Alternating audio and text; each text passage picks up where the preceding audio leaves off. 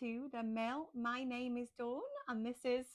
Hi, I'm Freya. It's lovely to have you along with us today. So, chaotic moments. Oh, chaotic moments this week. So mine's a funny one this week, but I don't think it's quite as funny as yours. Although yours is probably a little bit more dramatic than funny. So mine this week is I've tried to purposely put some time aside in the morning to do some meditation. Yeah.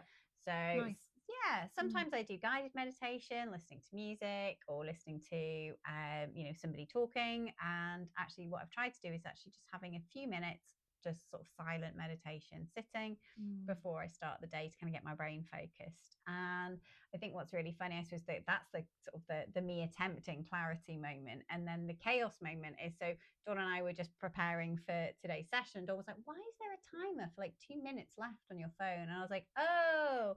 So I'd set the timer to do 6 minutes of meditation, and I must have got distracted at about 4 minutes, stopped it, gone and done something else, and then never gone back to it. So I think that's, for me, is just like a real classic thing. And I could beat myself up about it and think, oh God, I didn't finish those 6 minutes. But actually, I'm going to think about, okay, there was chaos, there was clarity, there was those moments when my brain was kind of like doing all those things. So yeah, my chaotic moment was I stopped, I didn't go back to it. But my clarity is, well, I did 4 minutes that I didn't do, wouldn't necessarily have done any other day. So I'm just going to keep going with this and keep trying and seeing where I get with my meditation journey. Yeah. So go on, Dawn. Yours is way more dramatic than me just sitting in a room by myself. Oh God, honestly, I wish mine wasn't dramatic. Mine always seem to be dramatic, don't they? Or animal themed. Yeah, animal themed. Led by me normally, usually.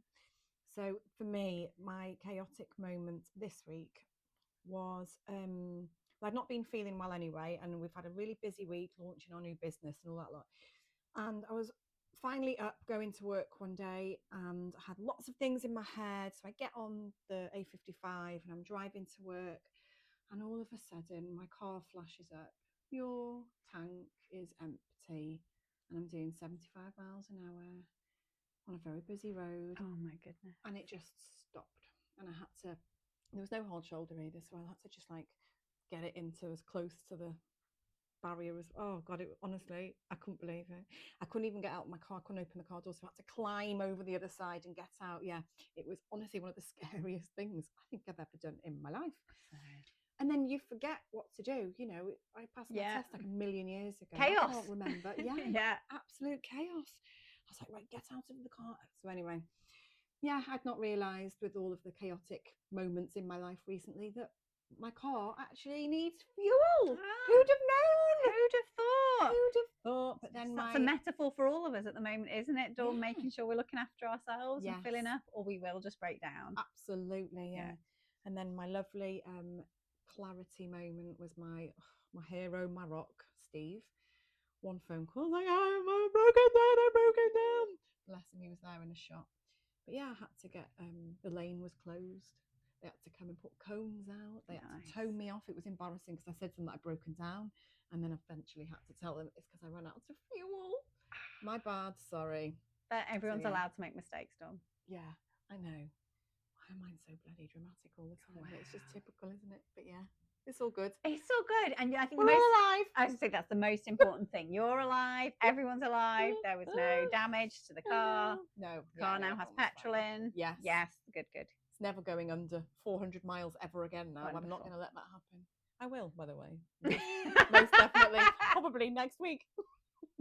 For next week's chaotic clarity moment, Dawn breaks down again. Yeah, on a different road.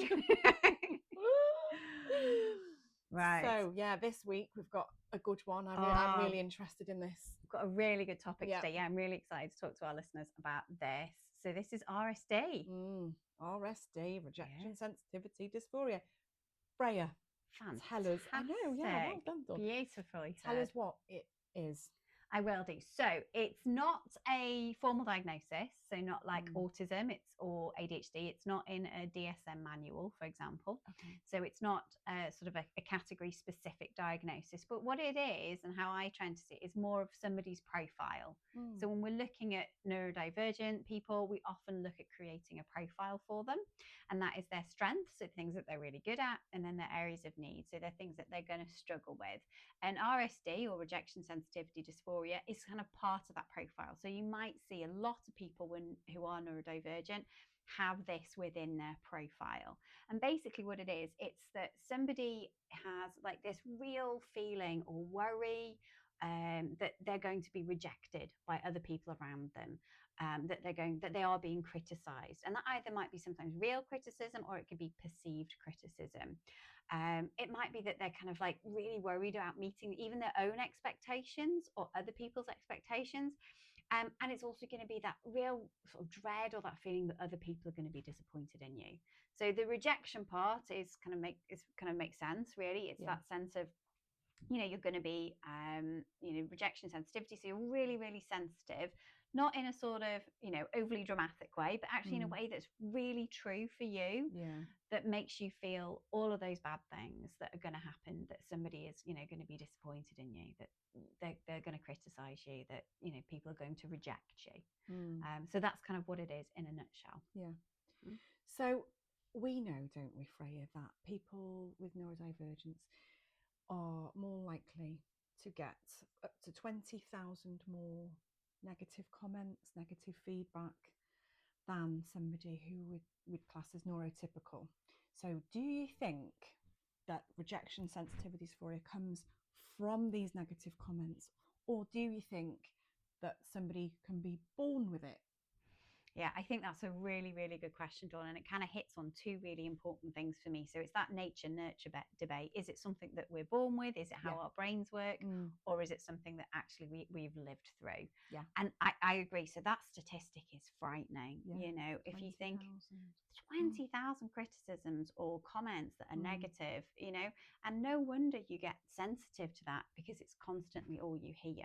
Yeah. So it might be just a sort of benign comment that a teacher might make, like stop fiddling, or stop rocking on your chair. So it might just be something as easy as that, but it also could be something a lot more kind of tricky. So a friend saying, oh, you're really rubbish at that, you can't do that, or you've not done as well as that, you need to try harder. If you just put effort in, there's something intrinsically wrong with what you're doing that means you're not doing well at this.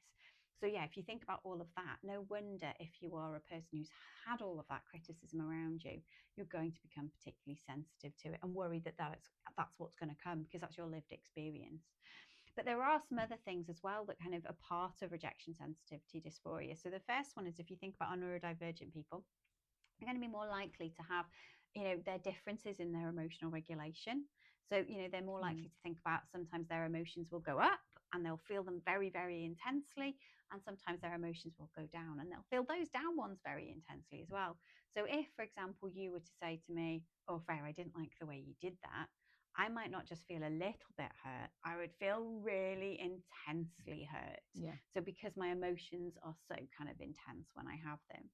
And then the last part of it as well, if you've listened to our sensory podcast, you'll know a little bit about interoception. So interoception is how our bodies feel on the inside. So whether we're hungry, thirsty, need the loo, all of those things. So again, if you think about, if you have that heightened sense of interoception, that's kind of like a little bit of your emotional sensor as well. So not only am I thinking, oh my goodness, Dawn's really unhappy with me, she's really thinks I'm rubbish, I'm going to start to feel those internal senses, like I might feel sick, I might feel hot, I might feel lightheaded, all of those things. So those are the sorts of things. So I don't know if there's an exact answer to your question, because it's so complex, but I think it's a brilliant question. I think it's one we need to, when we're thinking about rejection sensitivity dysphorias, we need to really hold, because it's there are definitely elements of this that we can't change, because this is who we are and this is how our brains have been built. And there's also elements we can change. And the elements we can change are actually a lot of the times in the environment and the other people around us. Yeah. Maybe stopping that constant criticism or commentary that's sometimes a little bit negative. Yeah. Have you got any experiences, Dawn, that you can think of when you're starting to think of either people that you've worked with or yourself, that you've kind of thought, oh gosh, sometimes I've had that little bit of a feeling where I've not been, I've been worried to do something, or I've been worried that I've upset somebody or disappointed somebody? Oh gosh, yeah. I've definitely struggled with RSD probably all my life. Yeah. Now again, was I born that way? Was it a criticism? Because obviously our day in school was a lot different, wasn't it? It was indeed. It was a lot more criticism and it was a lot meaner. But yeah, who knows? But yeah, there's been loads of different times where, like for example, people have always said to me, especially when I was younger, oh, you should go into hairdressing competitions. Oh my God, you'd be really good. And I can't think of anything worse, because the thought that I wouldn't win Yeah. is just devastating. Yeah. And I'd love the everything and hair and all that, but I couldn't put myself through, because I know how it would affect me mentally, which is ridiculous, I know. But that's why I will avoid things like that. Yeah. And I'll just do what I know that no one can criticize me about. Do you know what I mean? Yeah. That's a really good example. Yeah. Yeah, and I think that's one of the things, that's what we can see. We often see that people will avoid those situations. So, if somebody that has RSD, what they experience is this intense emotional pain when they feel they are actually being criticized, or it's perceived criticism, or there's kind of some judgment coming their way. They might also ruminate and think a lot about it. So, over analyzing those things. Did that person really mean to invite me? Did they invite me just because they were being nice? They probably don't really want me there. Nobody really wants me anyway, because actually these people don't really like me. So suddenly you've got a really big rumination around that. They'll also, as you mentioned, avoid situations where there is a potential for rejection or a potential for judgment, because actually that's just too overwhelming and I don't know if I'll be able to handle that. So I'll just avoid those situations. You also see lots of people pleasing. So even at the expense of their own sort of mental health, at the expense of, what they would choose to do, that actually it's more important for me to be liked or to have that person's approval than it is to do the thing that I really want to do. So I know sometimes that can be I can definitely go down that route where someone will say, would you do this, Freya? Especially, with either at work or, with family or with friends. Will you do this, Freya? Will you do this, Freya? Will you do this? And I sometimes struggle with the no, because the no then could be that rejection. If I say no, they might not be my friend. They might not be my friend. If I say no at work, I might not get the credit that I need, or I might not get the validation that I need. So there's that kind of worry of that sometimes you say yes too many times because you're worried about the potential rejection if you say no. And then, we also talked about, I suppose, if you think of all of those things that we've just talked about, Dawn, then you can often see that there's the emotional outbursts. I've said yes to everybody. I've overdone it. I've took on far too much. Yeah.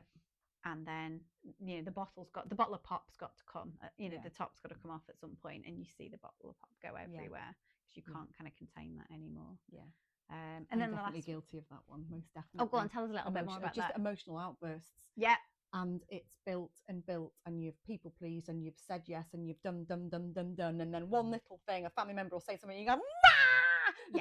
Yes. And it might not even, the little thing that tips you over the edge might be the smallest thing that actually isn't that, you can obviously validate the point, but it might not actually be the bigger deal. It's the straw that breaks the camel back. Literally, yeah. And then you can be perceived as being, I don't know, a crybaby. Oh, for goodness sake, it's not that bad. And why are you reacting? Why are you overreacting? Yeah, and you're manipulating me. Manipulating, yeah. And you're oversensitive, and and then actually there's more negative comments again, isn't there? And then it's a circle, and it goes round and round and round. Yeah, that is exactly what's happening, Dawn. Yeah, exactly. I think that's a brilliant kind of summary that, you've tried your hardest to avoid criticism as best you can. And then because you get to that emotional outburst or, whatever, or withdrawing something or not doing something, you then get the criticism. So then you work even harder to do it, and then you get it again, and it just becomes a really difficult cycle to break. Yeah. Which obviously then has a massive impact on someone's self-esteem. Yes. So if we think about, if I'm so worried about other people's judgment, what I'm not doing is I'm not stepping back and going, okay, well, what do I think of me? What do I think of that? What do I want to do? What am I able to do? And I think that can be a really tricky thing as well. And that's why, again, we see so many neurodivergent women, men, children, old and young, all of the spectrum across of neurodivergent people who have, some fragmented self-esteems because they've been trying to piece together, who am I? What do I understand, of myself? What do I want to do? What don't I want to do? Rather than just kind of this, being driven by this fear that I'm going to be rejected. Yeah. I'm going to be criticized. It's going to come and haunt me at the end. So if you are, I suppose the other thing is you might be listening to this as a neurotypical person, Or you might be a neurodivergent person who doesn't have RSD, and you might be thinking, okay, so what are the kind of things am I going to see? What does RSD sort of look like? Not just internally for that person, but what do I see on the outside? So it might be things like, again, we've talked about socially withdrawing. Yeah. So when they're, if there's I don't know, a group of friends all going out for a meal, they might be the person that cancels last minute.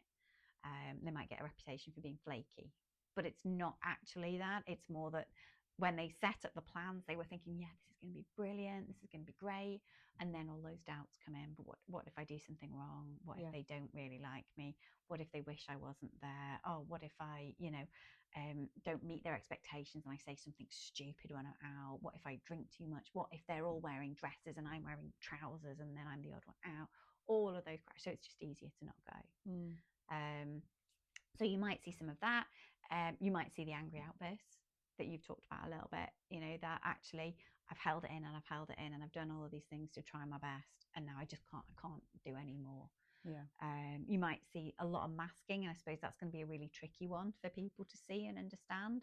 But again, if you're asking somebody to do something that they don't really want to do, and they're kind of going, yeah, I'd love to, maybe just give that second question. Are you sure you want to do this? I'm quite happy if you don't want to come. We can do something else together. Yeah. Or we can do it next week, or we can do it at a different time, or that's what I like. My friends say that to me a lot. Yeah. Yeah, sure. We can just rain check. I'm like, yes, let's rain check. Exactly. We can just rain check. We can, we still want to hang out. We still want to be together. But actually, at the moment, I've just got too much on my plate. Yeah. Or the thing that you've asked me to do isn't my thing. I don't want to do the thing that you want to do, but let's do. Okay. And that's okay. And I think as friendships, neurodivergent people really struggle because they often are within lots of neurotypical people who don't, not purposely, just don't understand all of these different things that are going on. And you've almost fitted into those things. So when you find friendships like yours, you're saying, actually, let's just take a rain check, and friends are fine with that. Yeah. And they understand you and they love you because they want to spend time with you. They're the gold dust in relationships, because then you can start to relax some of your RSD and start to understand who you are and feel value for yourself. And actually, they probably feel the same and want to rain check themselves. Well, yeah. Do you know what I mean? Yeah. Yeah, that's another really important thing. Yeah. We sometimes put all of this stuff in our own minds, but actually RSD also isn't something that's just for neurodivergent people. There will be neurotypical people out there who have that same experience, maybe because they've experienced trauma, maybe because they've experienced, just a critical relationship, or just because maybe that's how their brain works. Yeah. So it's really important to think about it. So one of the things we always do on the podcast, Dawn, is we don't just talk about it. We tell people some tricks and tips and things that you can do if you are feeling in a way. So Dawn, have you got anything that you do that you think, do you know what, this is something I really do? It might be like you said, allowing rain checks. It might be doing some deep breathing, doing some things, anything that you do that you help when that feeling comes over you. So for me and my little pattern finding brain, what I tend to do is I have people that don't make me feel like that, or that I feel comfortable. Yep. Yeah. And I have people that maybe I'm sensitive. My rejection sensitivity dysphoria is sensitive around them. Yeah. Yeah. So I would probably just avoid certain circumstances, certain people, and just kind of, that's what I personally do. I don't know if that's correct. Yeah. I don't know if that's just avoidance. So I think I think you've got two things there, and I think that's really important to be aware of. So I always think of two different kinds of strategies in my head when I'm thinking about a neurodivergent. When I think about any strategy psychologically, I always think about what strategies are like accepting. Do you know what? This person always is negative towards me, no matter how hard I've tried. So I accept this is always going to be difficult, so I'm going to just avoid it. Yeah. That's what I'm going to do. And then you've got your change strategies. So maybe I'm going to check. So maybe there's some people who sometimes maybe are sarcastic. They're not actually meaning to be critical. And I've just got to maybe change my brain around a little bit. When I hear them say, oh my God, you're so stupid, that I can just change my brain and go, oh, that's just them, because I know that that's how they talk. So sometimes I'll think about, so if you when you're saying to me, actually there's some situation I just avoid because I know it's not going to be healthy for me, that's a really great acceptance strategy. You've recognized what you need and you're protecting yourself and you're putting those boundaries in. I think that's brilliant. But then there'll be always times for growth as well. So, checking in, those things. So I think that's important too. Yeah. Brilliant. And other things, so just talking about it, I was thinking, the other things you could do is like some tasks to help you emotionally regulate. So, I was talking about meditation at the beginning of today's podcast. So it might be that you decide to do some breathing. We've done breathing exercises before on the podcast. It might be that you decide to, get fiddle toys out and get some of that anxious in. It might be that you go for a walk. It might be some positive self-talk and reframing. So again, if you're hearing somebody say something, let's say you've given a piece of work into your boss and your boss says, do you know what, the first paragraphs were really, really good. I thought you really got to the point of it. The middle, you went off track a bit, and I think you could get a little bit more succinct. So you need to try a little bit harder in the middle, but the end kind of wrapped up really well. So somebody maybe with rejection sensitivity dysphoria would maybe only focus on that middle bit. They thought the middle bit was awful, and I waffled. Oh, they hated it. They hated every bit of it, and actually the whole thing's rubbish. I'll just avoid it and I won't do it. But actually, if you did some reframing and thought about it and kind of really think about it, and be kind to yourself and say, okay, well, do you know what? There were some positive comments, and this was helpful. And actually, maybe I do need to do a little bit of work on that, but that's not a reflection of me. That's not meaning that I'm a bad person. It just means that maybe I could try a little bit harder or do something a little bit different. And I don't mean try harder than it's if I just focus and buckle down. I mean, okay, maybe I just need to do something a little bit different. Maybe the first draft isn't the best. Yeah. So yeah, there's definitely things that if you are somebody who experiences rejection sensitivity, there's definitely things you can do. And the most important thing is be really aware of it. So if some of the things that we've talked about on today's podcast resonate with you and you think, gosh, this might be me, I might be somebody with this, and you've never really heard it, talked about before, then think about what you can do. Think about those things that we've talked about, the reframing, the being kind to yourself, doing those emotional regulation exercises, whatever makes you kind of calm and happy and brings you peace. And if it's something that you are continuing to really struggle with, it's having a really bad impact on your daily life, then think about finding a neurodiversity affirming therapist. And that would be somebody that really understands your neurodiversity and is not going to just come at it from this is a thinking error. You just need to think differently. Instead of thinking this, think that. You need to find someone who goes, okay, so your autistic brain is telling you this. Your experiences as a lived person with ADHD have meant you've had all these criticisms. So, find on those things. And, those are the sort of questions, if you're looking for a therapist, to ask, what's your understanding of neurodiversity? How would you tailor my sessions? What do you understand about rejection sensitivity dysphoria, and how could you support me? So yeah, definitely think about that. And then if it's the last bit that I wanted to close out for is if you love somebody with rejection sensitivity dysphoria, so you might be a neurotypical person listening to this, somebody with rejection sensitivity dysphoria may have given you this podcast and said, listen to this, because actually this is how I feel a lot of the time. So there are certain things that you can do to help. So Dawn, I'm going to say some things, and I want you just to butt in as I go, to think about what that would mean and how that would impact you if somebody did that for you. Okay. So if you love someone, I want you to think about how you would validate their feelings without minimizing.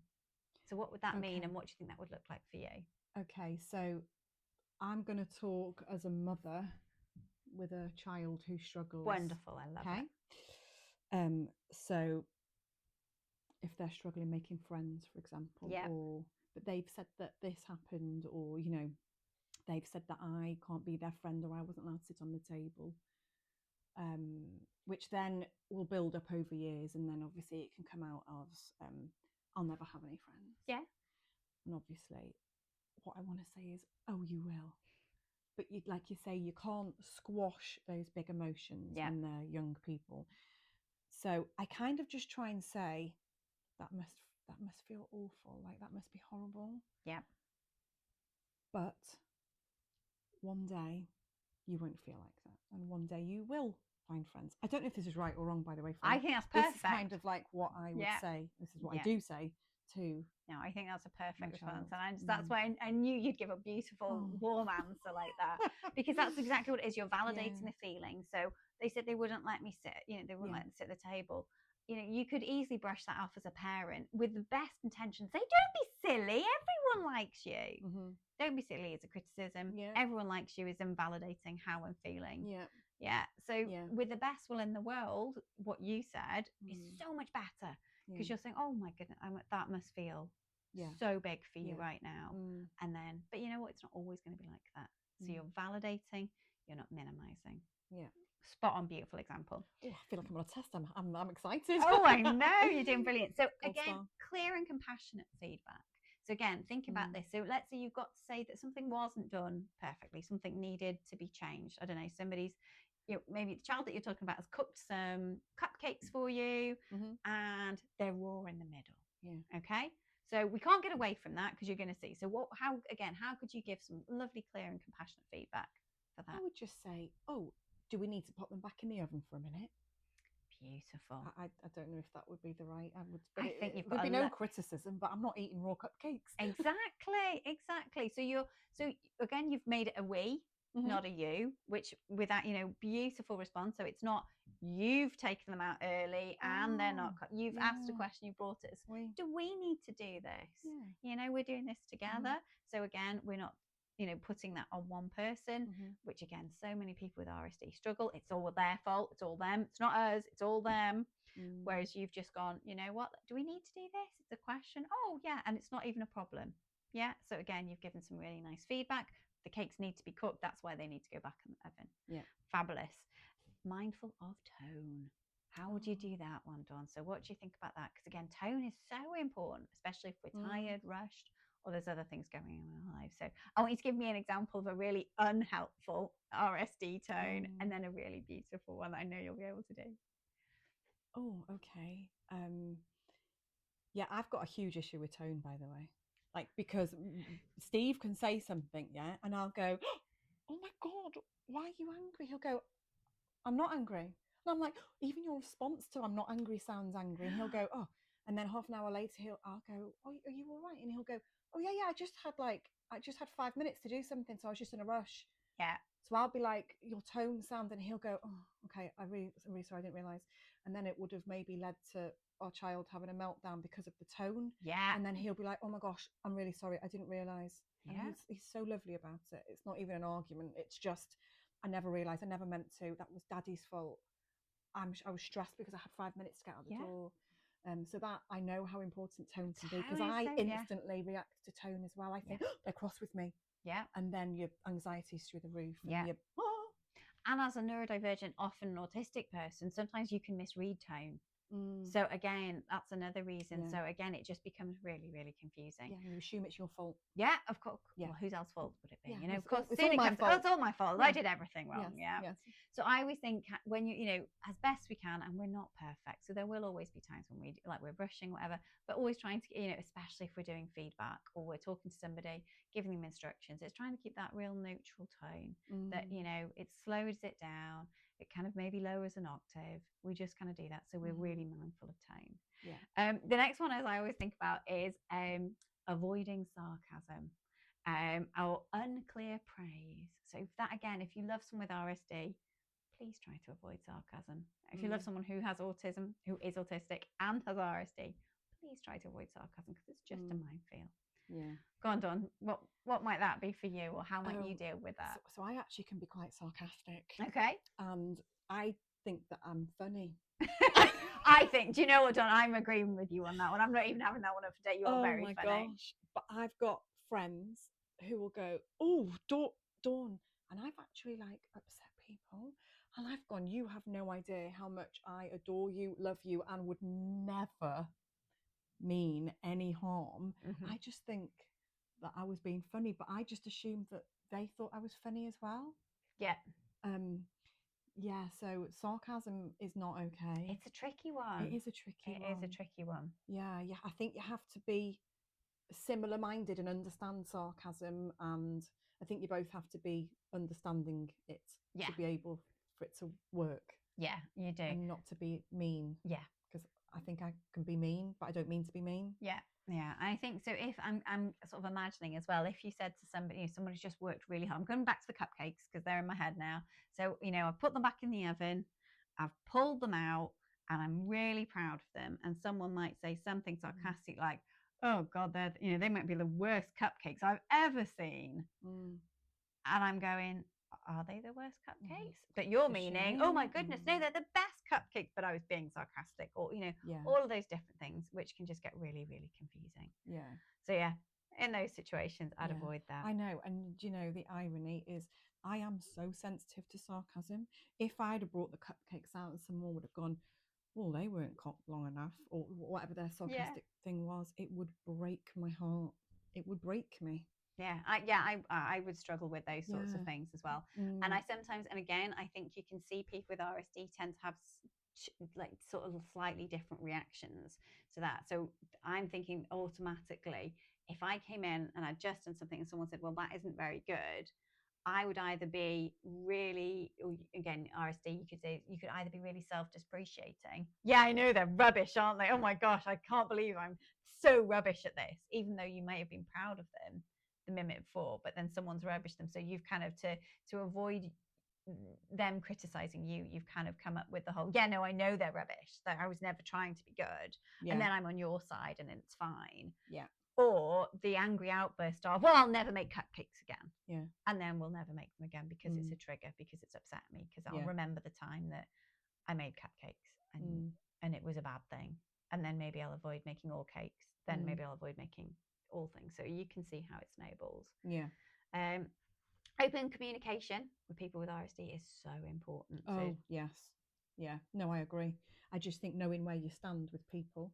Yeah. Because then you don't have the second guessing and then the negative. Yeah. All of that ruminating in your brain and just like growing bigger than it ever needed to be, just because somebody had to cancel because of, and naturally, they've got a lot going on. Maybe they're suffering with something behind closed doors that you don't know about. Got but all family you know things going on is that they don't want to spend time with you any longer. Yeah.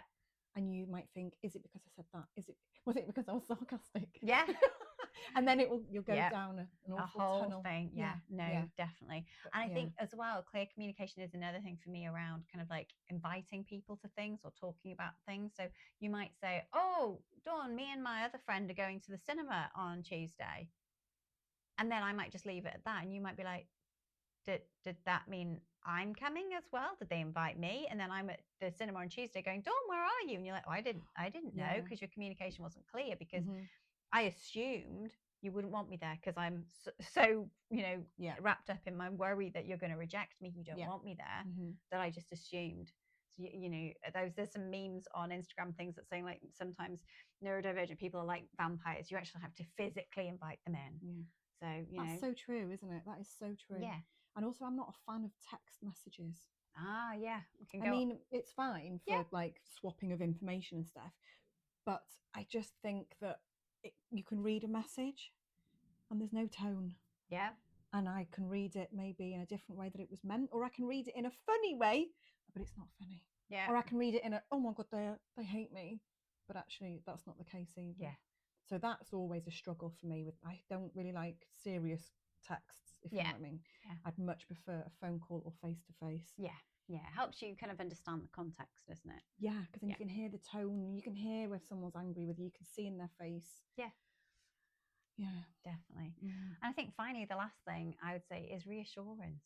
If you are somebody who loves, looks after, cares for, is friends with someone who has rejection sensitivity, it's offer them that reassurance. And sometimes, it doesn't have to be, don't make them sort of reach out for it, so to speak. So sometimes it might be something simple as, sending a friend a text, but obviously a nice one, say something like, I was walking through town today, I saw something that reminded me of you, and I just thought, oh my goodness, you're one of my best friends. Or just thought, what a great person you are. Or the thing you did the other day was so kind. So again, offering that sort of reassurance. What do you think that would mean to you, Dawn, if somebody was to kind of do that? Is that helpful? Is that not helpful? Oh, that's so helpful. It's just bloody lovely, isn't it? When someone sends nice messages. Yeah. It's the best thing. It is. Right. I think, looking at all my little post-its, I think we've probably covered. I know, and you had a lot. I did. We had a lot of post-its today. It's an important topic. Well, all our topics are important, but I think we really wanted to do this one justice. Yes. Yeah. It was good, Freya. Thank you. No worries. So if you've enjoyed this, please subscribe, like our podcast, comment down below if you've got any questions or if you've got any suggestions of topics you would like Donna and I to chat about in the future. Yeah. We've loved having you along with us today. We'll see you again soon. Yes. See you next time. Take care. Bye-bye now. Bye.